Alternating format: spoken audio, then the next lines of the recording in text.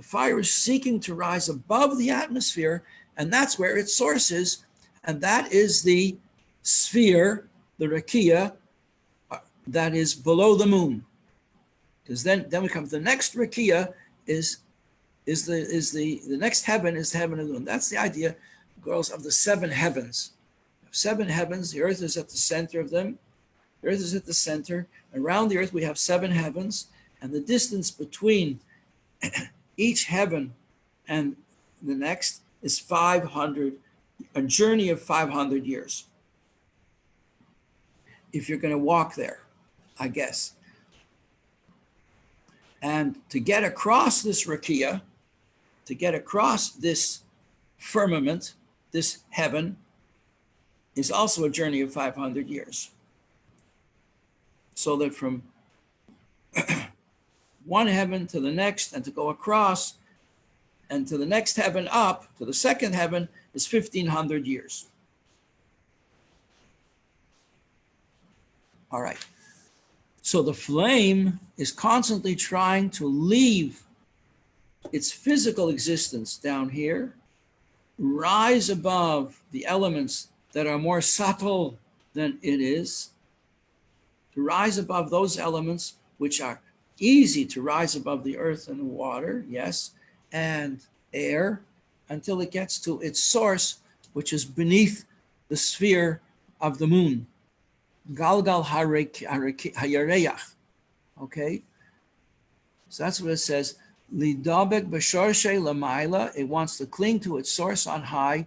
B'yisoid ha'esh, and the fundamental element of fire, hakloli, in its most general form, shetachas galgal hayareach, which is beneath the sphere of the moon. How does he translate it here? The sublunar sphere.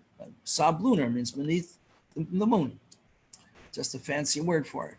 Kamesha Kosel Eitz Chaim, and we know this.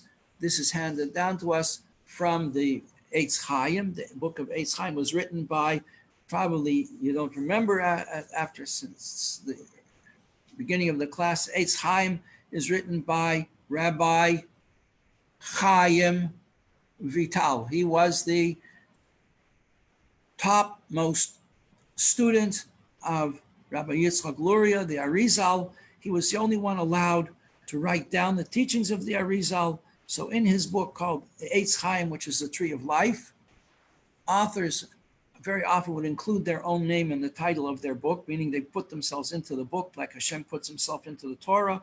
They put all their knowledge and their soul and their essence into their book. And he called his book Eitz Chaim, which is the Tree of Life. These are teachings which are pure life. These are the basis of Hasidus and Kabbalah as we know it.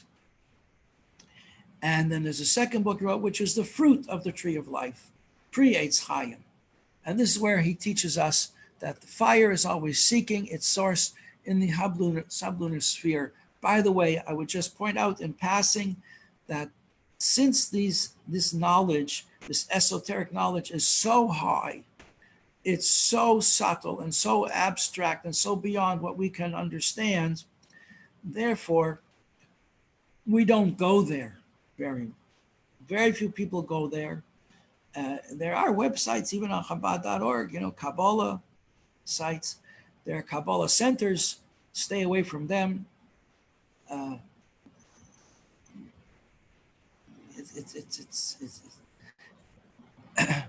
But the Hasidus doles out to us small amounts,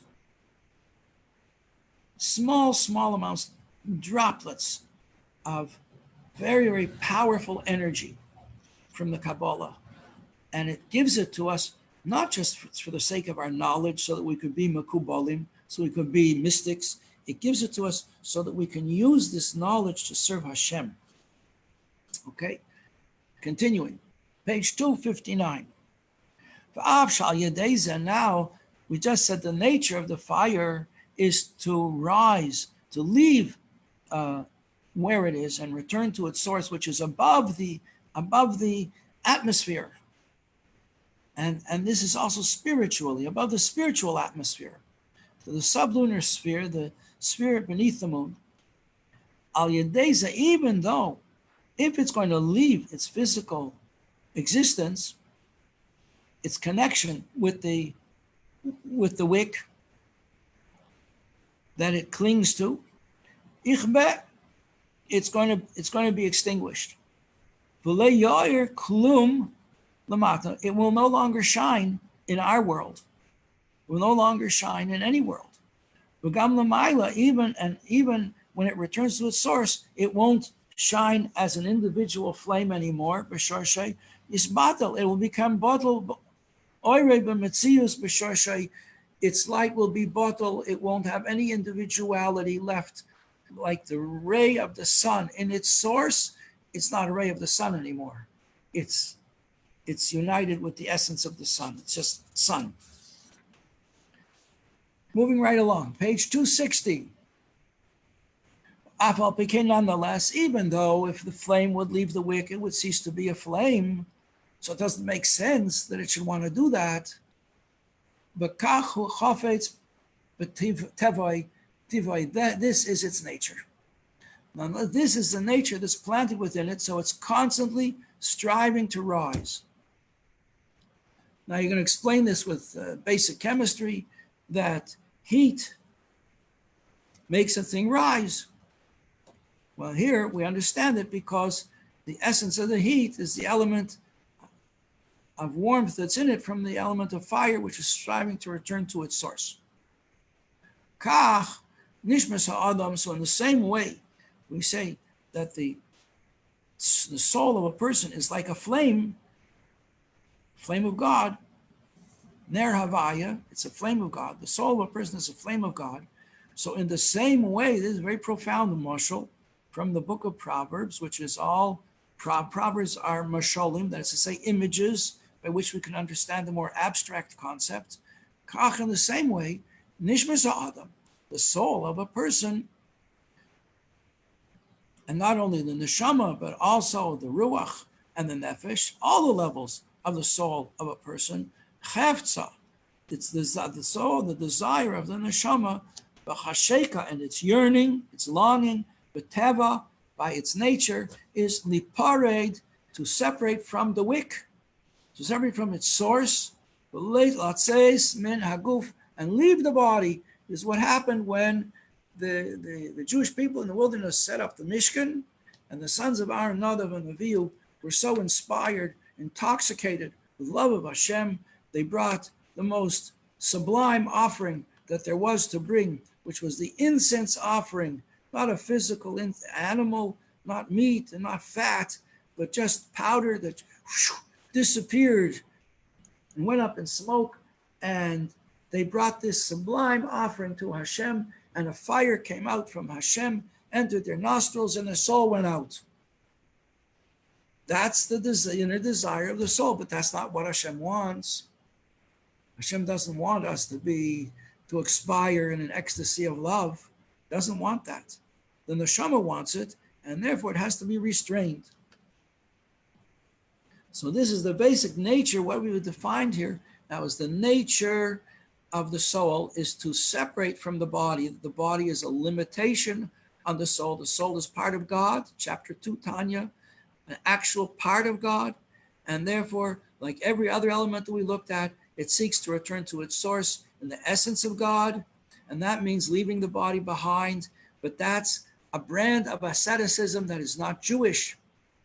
That's what you'll go to the Himalayas, and that's what they'll teach you there. And you'll sit on and meditate and say your mantras and learn how to sit on a bed of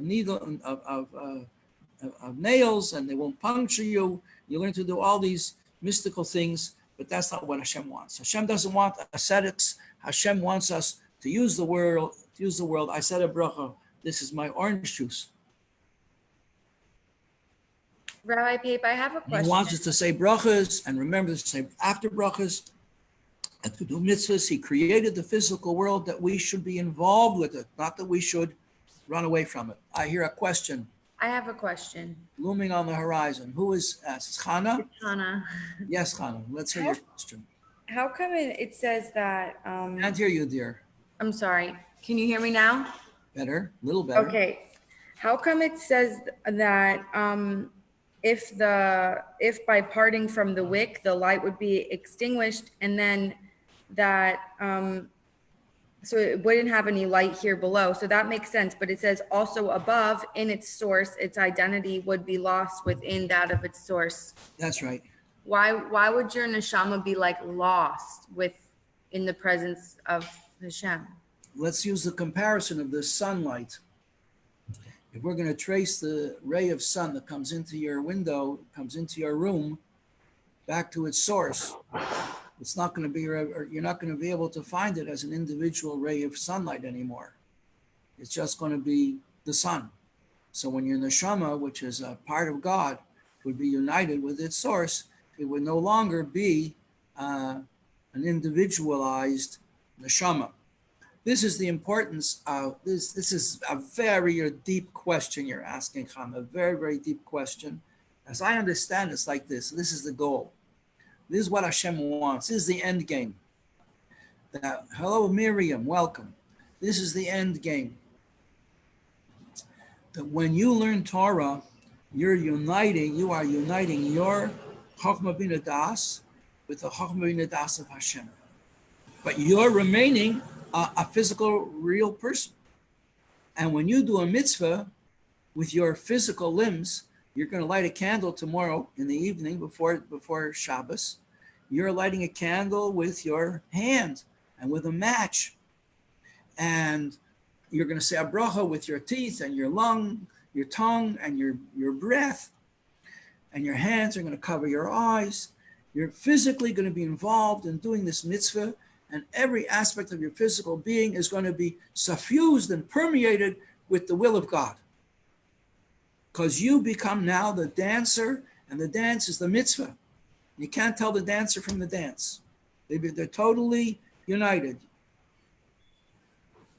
Okay? And but you're still a physical person. So this is the idea that ultimately your body will be so suffused with holiness, because every limb of your body will have done mitzvahs, and therefore will be imbued with the will of God, which is infinite. And your mind, which is Chochmah Bina Das, will be filled with the knowledge of God, like the waters cover the sea, says the Rambam, says according to Isaiah. And you will remain an individual. And that's what Hashem wants. He wants a place where he, in his infiniteness, can have a dwelling place in this low physical world.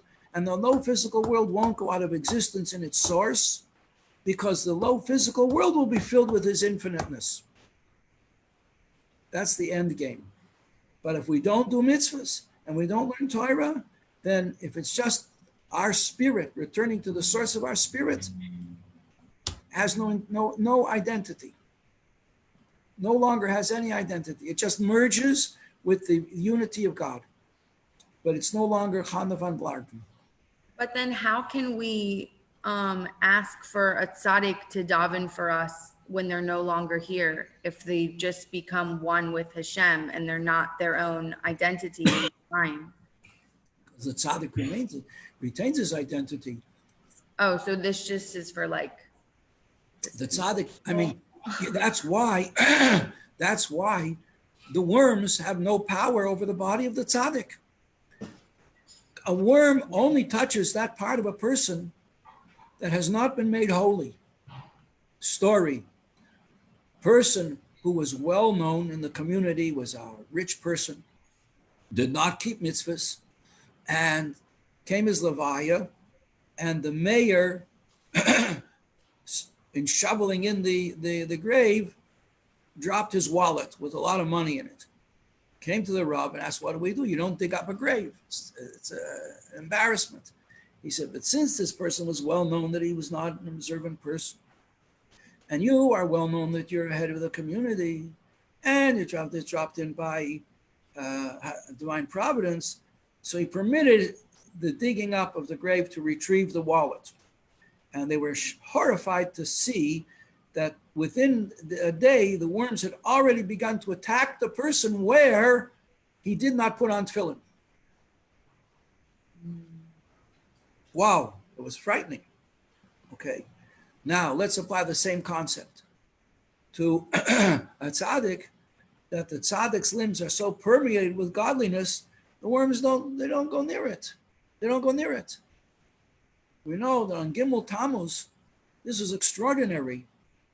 I mean, notwithstanding all the stories that we know about other things, here's something that we know happened right here. On Gimel Tammuz, they couldn't find an appropriate place, couldn't think what could be an appropriate place where the Rebbe's holy body could be laid to rest. And somehow they worked it out that in the Ohel, where the previous Rebbe was, there could be room for one more place. So they decided that that's what they would do, and they opened up. And the earth fell away from the Aron in which the previous Rebbe was to be found. And they were astonished that after all these years, 44 years, the wood of the Aron had not suffered any decay. It was fresh. It was like fresh. They were astonished because the holiness of the Frierdiker Rebbe was so great that it not only affected his body, which didn't suffer any decay, even the wood in which he was lying didn't suffer any decay. So it says also, when a person learns Torah from a sage from the Talmud, or from any other generation, it says the lips of the sage repeat the words of the Torah as you learn them.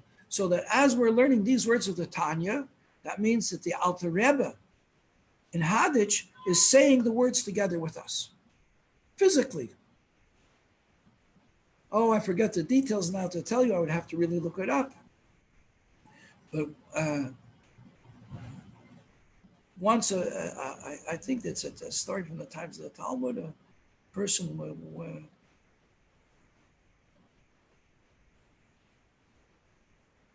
was made aware that a certain sage was communicating with him. And he said, if you can communicate with me, why don't you get up? Return.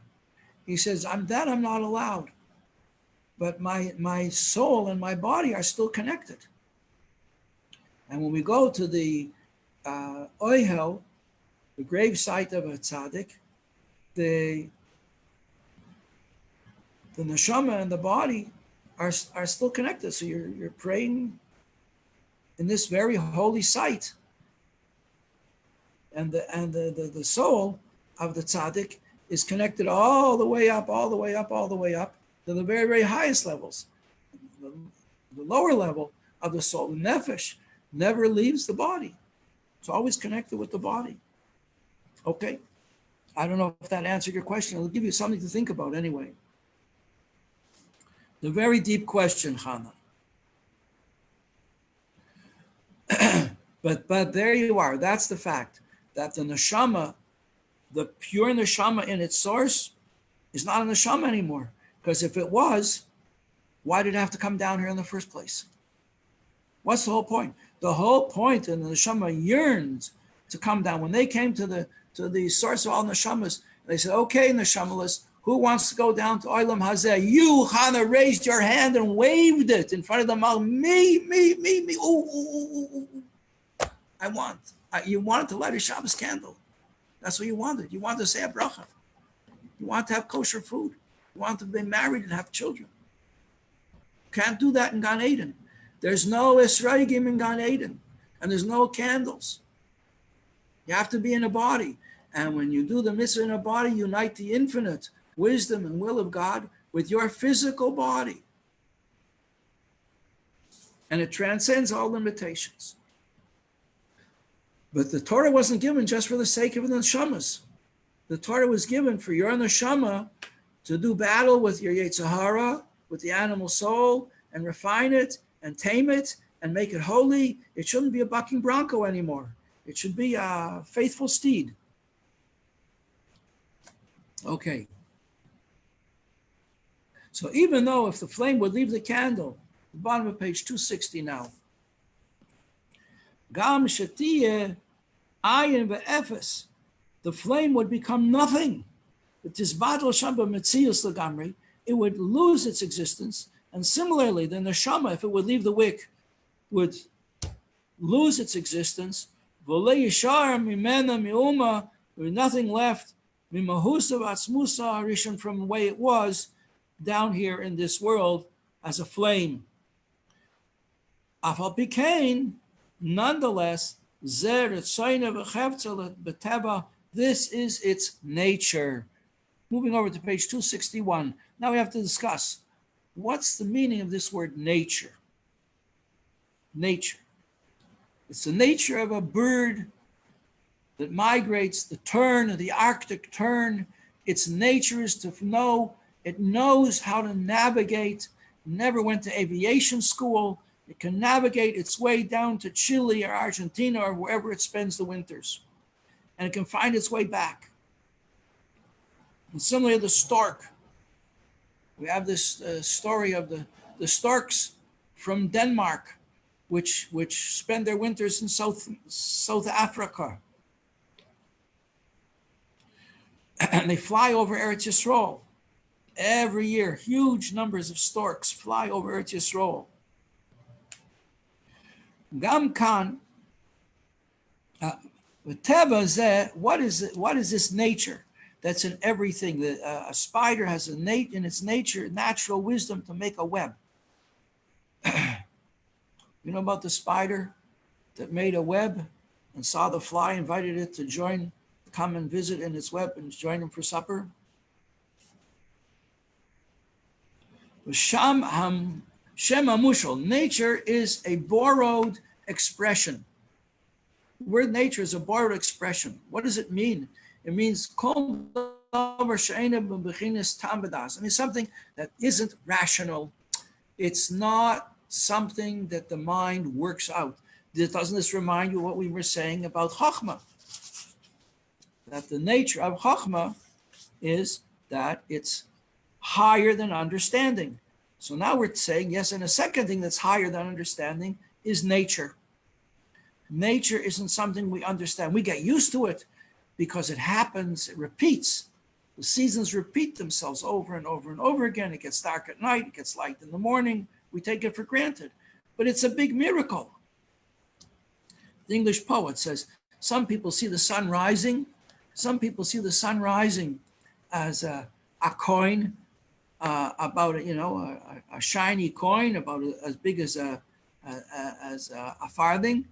And I see a host of angels proclaiming, holy, holy, holy is the Lord of hosts. The whole world is full of his glory. You see, nature, we take it for granted.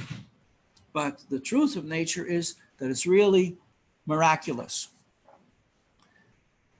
V'gam kan hakavana, the intention here with the word nature is sherotzim v'chafetz zeh, that this desire of the neshama b'nefesh, eina b'bechinas tam v'das, the desire of the nefesh to return to its source, like the salmon returning to the headwaters, is not a rational desire, musag, or movement that we can be understood. Ella l'mayla min hadas, it's higher than knowledge. V'seichel hamusag. It says 15 minutes more. It's not something that's understood. And yes, this does remind us of what we were learning in the last chapter about the quality of Chachma, that it's just a point that's higher than any definition. So similarly, nature, the nature of a thing is higher than can be understood. Sheba'or ein sof baruch hu, because in Chachma, we have the light of the infinite shining, and that's also above understanding. Okay, we're going to stop there today. We moved rather quickly because we've covered a lot of these ideas so far in the chapters before, so we can now move a little bit quicker. Any questions? 1 minute left. Thank you. Thank If you, you have Rabbi any questions Pape. afterwards, you say, oh gosh, I wish I'd asked him that question. So write it down now, and we'll start the class tomorrow with your questions. All right? Have a Okay. wonderful Thank you, day. Rabbi. Thank you very much. Thank you, Thank you. Rabbi. Bye bye, everybody. Bye, Hannah. Bye, Mrs. Cohen. Bye, Tikva. Bye, Miriam. Bye, Rabbi. Bye.